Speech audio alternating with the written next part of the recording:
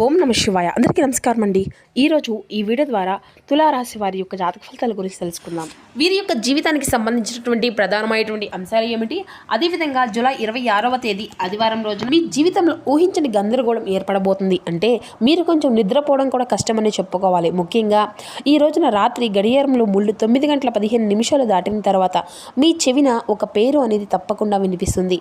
ఆ పేరు వినగానే మీకైతే ఒక్కసారిగా అంటే మీరు కొంచెం ఒత్తిడి గురికాక తప్పదు. అంటే మీరు ఎప్పుడో కానీ మర్చిపోవాలి అనుకున్నటువంటి ఒక వ్యక్తి, మీ యొక్క జీవితాన్ని ఒకప్పుడు అతలాకుతలం చేసినటువంటి వ్యక్తి, ఆ వ్యక్తి యొక్క పేరు మరలా మీరు ఎందుకు వింటారు?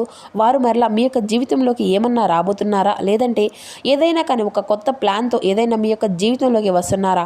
అసలు ఆ యొక్క పేరు వెనుక ఉన్నటువంటి భయంకరమైనటువంటి గతం ఏమిటి? ఈ వీడియోని చివరి వరకు చూడండి, అప్పుడే మీకైతే పూర్తిగా అర్థమవుతుంది. ప్రతి ఒక్కరి జీవితంలో ఎన్నెన్నో సమస్యలు, ఎన్నెన్నో ఇబ్బందులు, ఇటువంటి సమస్యలతో బాధపడుతూ ఎక్కడెక్కడో జ్యోతిష్యం చూపించుకొని నిరాశ చెంది ఉన్నట్లయితే ఒక్కసారి ఏడుపైల వనదుర్గమ్మ భవానీ జ్యోతిష్యాలయం గురువుగారు గోపీరాజ్ గారు, మనం ఎక్కడున్న ఎటువంటి ప్రాంతంలో ఉన్నా ఒక చిన్న ఫోన్ కాల్ ద్వారానే కాంటాక్ట్ అవ్వచ్చండి. గురువుగారి యొక్క కాంటాక్ట్ నెంబర్ వచ్చేసి 9881559967. ఎటువంటి సమస్యకైనా విత్ ఇన్ డేలోనే మన గురుగారితో మంచి పరిష్కార మార్గాన్ని అయితే మీకైతే తెలియపరుస్తారండి. మీ యొక్క ముఖ కవళికలు, ఫోటో, చేయి గోత్రంగా ఆధారితంగానే మీకు ఉన్నటువంటి సమస్యలకు తగినటువంటి మంచి మార్గాన్ని అయితే మన యొక్క గురువుగారు ఆ యొక్క కాల్ ద్వారానే మీకైతే తెలియపరుస్తారు. నమ్మకమైనటువంటి గురువుగారండి. చాలామంది మన యొక్క గురువుగారు లబ్ధి పొందినటువంటి వ్యక్తులు కూడా ఉన్నారండి.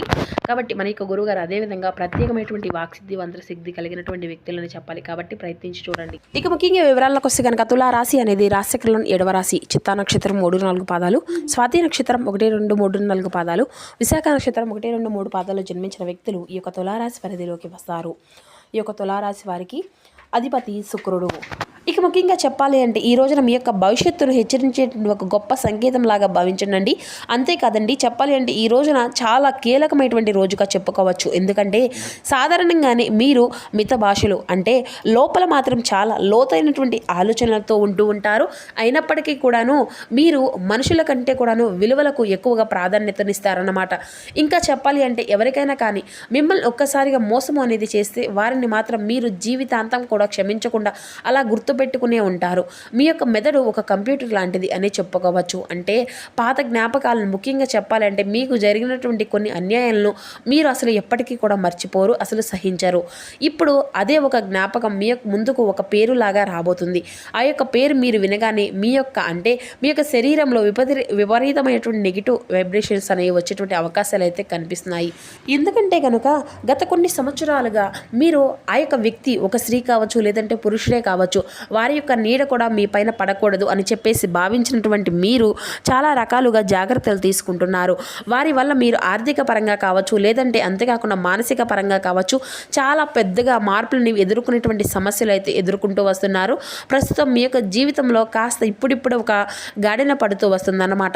ఒక మార్గంలో మీరు మీ వంతుగా మీ ముందుకు వెళ్ళేటువంటి అవకాశాలు అయితే వస్తున్నాయి.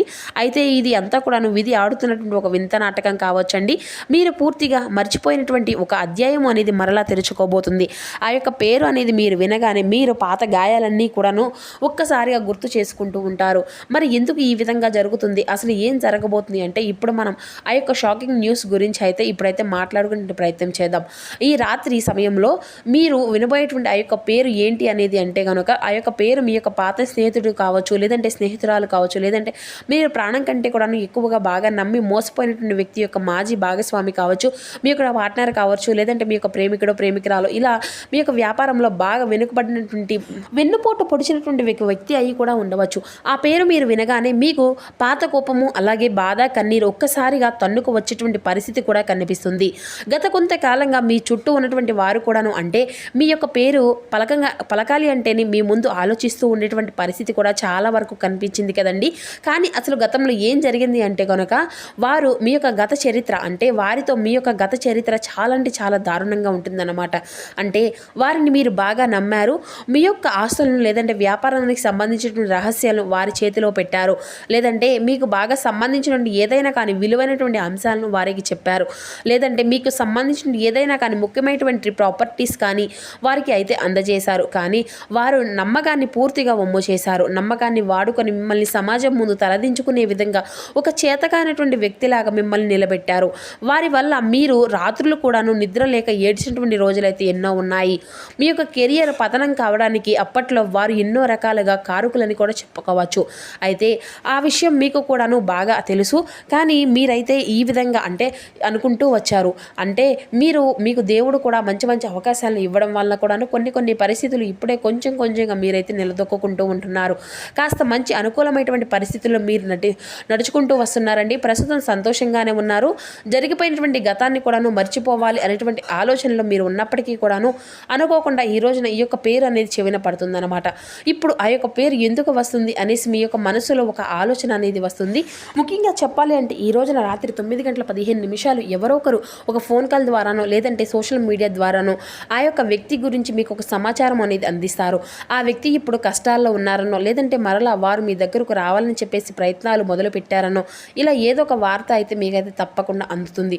ఆ యొక్క వార్త మీరు విన్నంతనే మీ గుండె జల్లుమంటుంది. ఎందుకంటే ఆ పేరుతో పాటు వచ్చేటువంటి ఆ యొక్క వార్త ఏదైతే ఉంటుందో అంటే మీ యొక్క ప్రస్తుత ప్రశాంతతను కూడా దూరం చేసే విధంగా ఉంటుంది అని కూడా చెప్పుకోవచ్చు. అంతేకాదండి, అయితే ప్రధానంగా చెప్పుకోవాలి అంటే దానికి ఈ రోజే ఆ యొక్క పేరు అనేది వినడానికి మరికొన్ని కారణాలు కనుక గమనించినట్లయితే రేపటి రోజున ఆదివారం నాడు మీ యొక్క గ్రహస్థితి ప్రకారం మీ యొక్క జీవితంలో అంటే ఒక రుణానుబంధము అనేది మరలా యాక్టివేట్ అయ్యేటువంటి అవకాశాలు అయితే కనిపిస్తున్నాయి.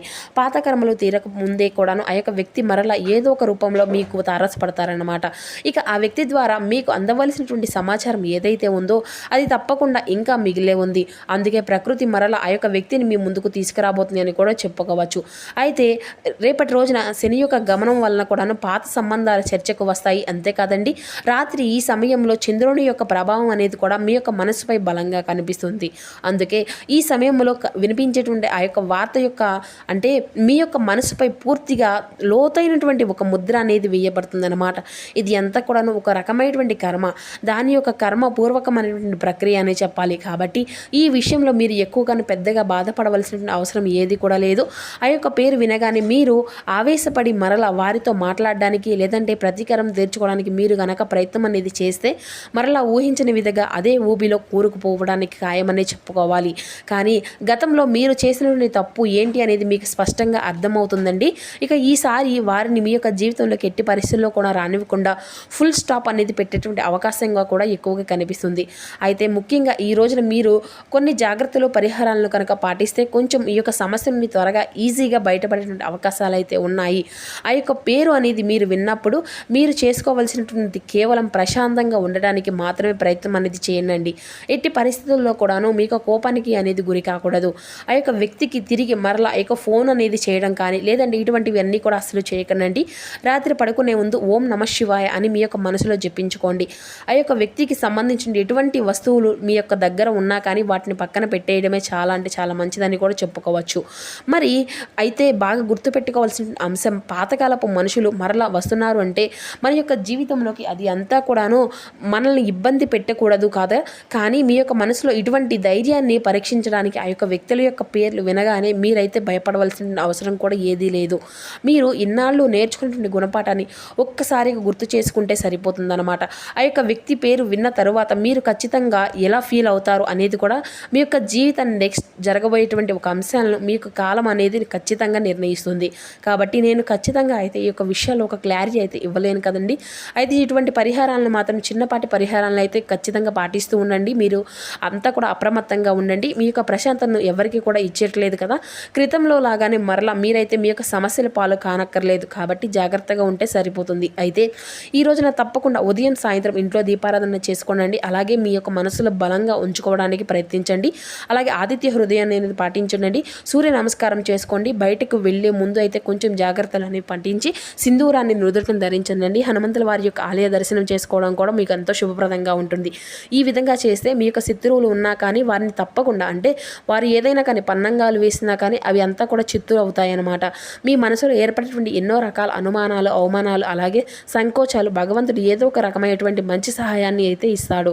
ఇక ముఖ్యంగా ఈ రోజున లక్ష్మీదేవికి ఆరాధనని చేసుకోండి. ఉద్యోగంలో పెను మార్పులు, అలాగే వ్యాపారంలో మార్పులు కూడా ఈ రోజున మీకు చాలా ఎక్కువగానే కనిపిస్తున్నాయి. పూర్తిగా మీకు ధనాదాయం అనేది కలిగేటువంటి అవకాశాలు కూడా కనిపిస్తున్నాయండి. అంతేకాదు ఈ రోజున తప్పకుండా లక్ష్మీదేవి యొక్క ఆరాధన చేసుకోవడం వల్ల మీకు ధనానికి సంబంధించినటువంటి ఇబ్బందులు అనేవి తొలగిపోతాయి.